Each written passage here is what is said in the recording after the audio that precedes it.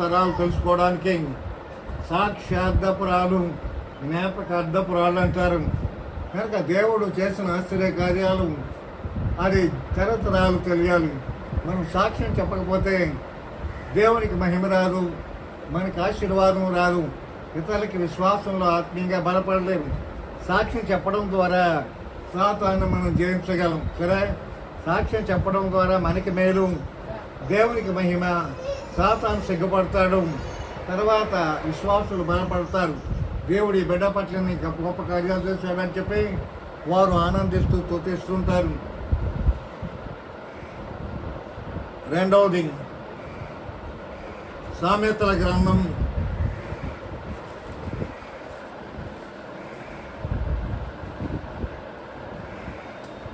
12వ అధ్యాయం 24వ వచనం. శ్రద్ధ కలిగి పని చేయవారు ఏలుబడి చేదురు. శ్రద్ధ ఏలుబడి అంటే పని చేయడం కాదు, మన జీవితంలో శ్రద్ధ కలిగి ఉండాలి. శ్రద్ధ అన్నటువంటిది మనం శరీర విషయంలో శ్రద్ధ కలిగి ఉంటాం, ఆరోగ్య విషయంలో శ్రద్ధ కలిగి ఉంటాం, వస్త్రాలు ధరించట్లో శ్రద్ధ కలిగి ఉంటాం, ఆహారం తినట్లో శ్రద్ధ కలిగి ఉంటాం. తర్వాత మనం ఏ పని చేసినా కూడా శ్రద్ధ కలిగి మనం చేస్తాం. ఆ శ్రద్ధ ద్వారా ఏమవుతుందంటే మనకి ఆశీర్వాదం. భౌతిక సంబంధమైనవి, ఆత్మ సంబంధమైనటువంటి శ్రద్ధ కలిగి ఉండాలి. ప్రార్థన పట్ల శ్రద్ధ కలిగి ఉండాలి. వాక్యం ధ్యానం చదవడం పట్ల, ధ్యానం చేయడం పట్ల శ్రద్ధ కలిగి ఉండాలి. దేవుని యందు భయభక్తులు కలిగి ఉండటం వలన శ్రద్ధ కలిగి ఉండాలి. కనుక దేవుని స్తుతించడం విషయంలో శ్రద్ధ కలిగి ఉండాలి. శ్రద్ధ అన్నటువంటిది మనం లోక సంబంధంగానే కాదు, గొప్ప దేవుడు మనకి ఎన్నో గొప్ప కార్యాలు చేశాడు, మనం ప్రేమించి ఎన్నో గొప్ప కార్యాలు చేశాడు. ఆయన కృప, ప్రేమ, దయ, వాత్సల్యం ఎంతో గొప్పది. దానికి ప్రతిగా మనం ఏం చేయాలంటే దేవుని పట్ల శ్రద్ధ కలిగి ఉండాలి. మన పట్ల శ్రద్ధ కలిగి ఆయన ఉన్నాడు, ఆయన పట్ల కూడా శ్రద్ధ. వాక్యం చదవడం, ప్రార్థన చేయడం, దైవభక్తి కలిగి ఉండడం, ప్రార్థన చేయడం, ఇవన్నీ కూడా శ్రద్ధ. ఆత్మీయ జీవితంలో కూడా శ్రద్ధ కలిగినప్పుడు ఆశీర్వాదం పొందుతాం. 1వ కీర్తనలో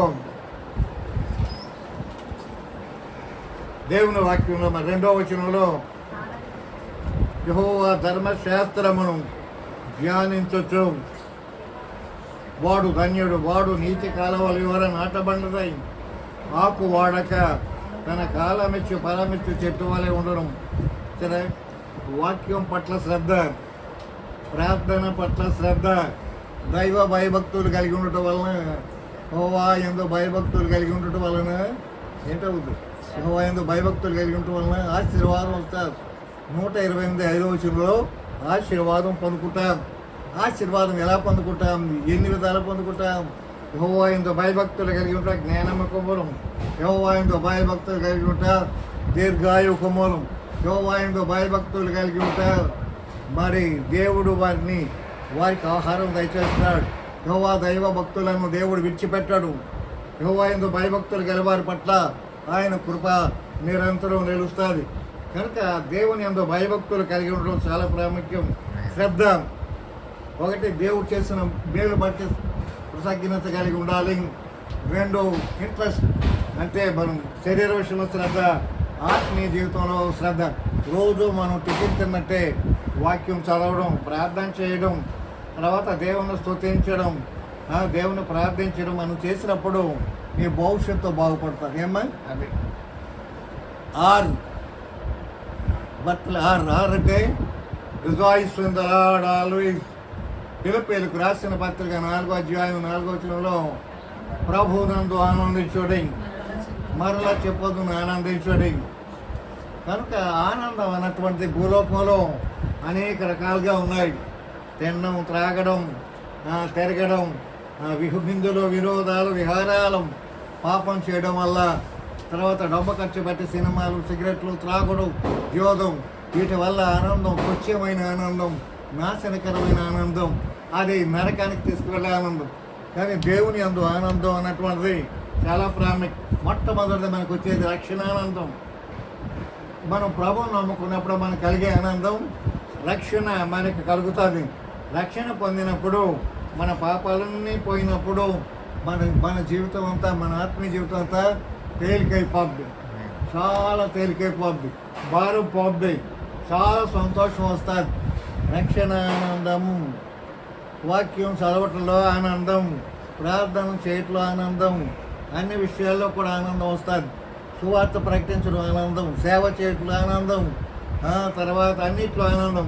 కనుక ఆనందం అన్నటువంటి దేవుడు మన హృదయంలో ఉన్నాడా?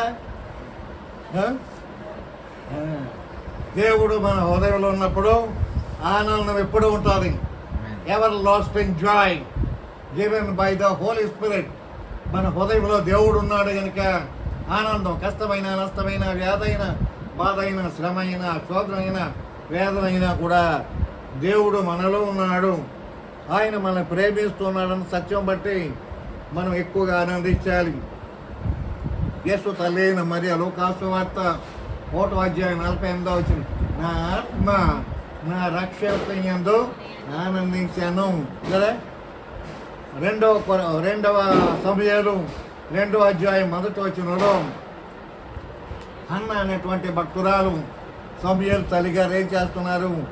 నా హృదయం యెహోవాను బట్టి సంతోషించుతున్నదని చెప్తున్నారు సరే.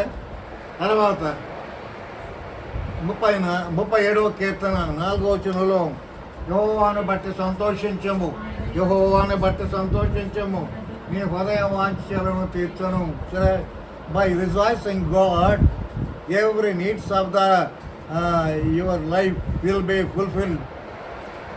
మన జీవితంలో ఆశలు, కోరికలు, సమస్యలు, అవసరాలన్నీ కూడా దేవుని యందు ఆనందించడం వలన సమస్తం కూడా తీరిపోతాయి. ఇంత గొప్ప దేవుడు, ప్రేమ గల దేవుడు, దయగల దేవుడు, మంచి దేవుడు, మనకు ప్రాణం పెట్టిన దేవుడు, మనకు తోడుగా ఉన్న దేవుడు, నడిపిస్తున్న దేవుడు, కాపాడుతున్న దేవుడు, పోషిస్తున్న దేవుడు, మన అవసరాలు తీరుస్తున్న దేవుడు, చదువులో జ్ఞానం ఇచ్చిన దేవుడు, చదువులో జీవించిన దేవుడు, మనకు ఆరోగ్యం ఇచ్చిన దేవుడు, జీవించడానికి కృప ఇచ్చిన దేవుని బట్టి ఆనందిస్తే మనకి మన జీవితంలో ఎంతో ఆశీర్వాదం కలుగుతుంది. కనుక ఆ ఆనందం ఎప్పుడు పోం.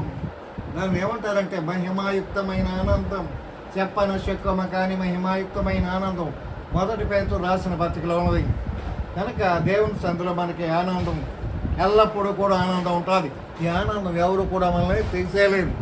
కష్టాలు, నష్టాలు, బాధలు తీసివేయలేము. హబక్కూకు గ్రంథంలోని 3వ అధ్యాయంలో అంజూరపు చెట్లు ఫలించకపోయినాము, ద్రాక్ష చెట్లు కాపలేకపోయినాను, చేనులో పైరు లేకపోయినాను, సాలలో గొర్రెలు లేకపోయినాను, దొడ్డిలో పశువులు లేకపోయినాను, నా రక్షణకర్త యందు నేను ఆనందిస్తాను. యెహోవాయే బలం సరే. ఏమి లేకపోయినా ఆనందించడం అది గొప్ప ఆనందం. అన్నీ కలిగి ఉన్నప్పుడు ఆనందించడం వేరు. ఏమీ లేకపోయినా దేవుని బట్టి మనం ఆనందించినప్పుడు గొప్ప దేవుడు నాకున్నాడు, ఆయన నా తల్లి, నా తండ్రి, నా ప్రభు నా హృదయంలో ఉన్నాడు అన్న దాని ఆనందం గొప్ప బలం ఇస్తారు.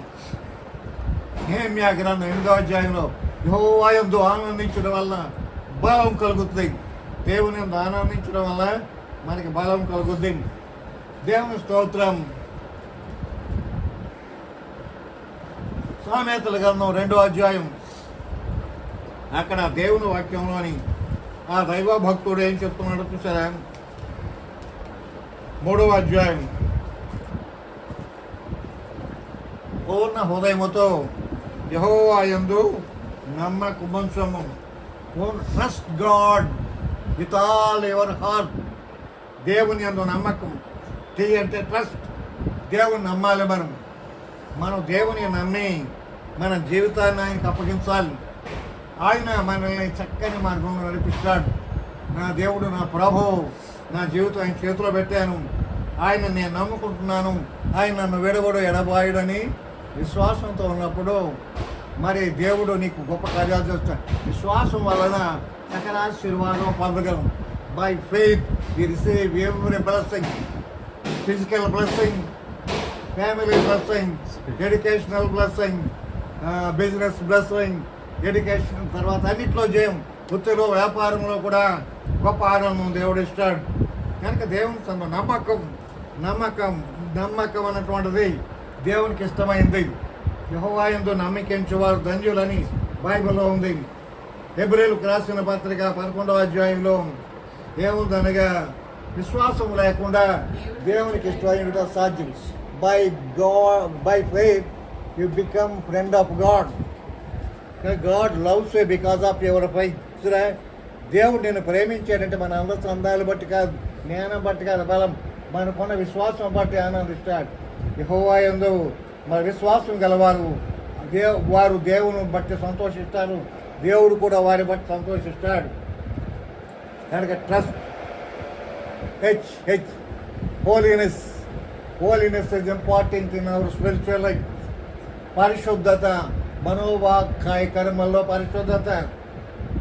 హృదయశుద్ధి గలవారు ధన్యులు, వారు దేవుని చూచిద్దరు. దేవుని వాక్యంలో మత్తయి సువార్త 5వ అధ్యాయంలో ప్రభు చెప్పాడు.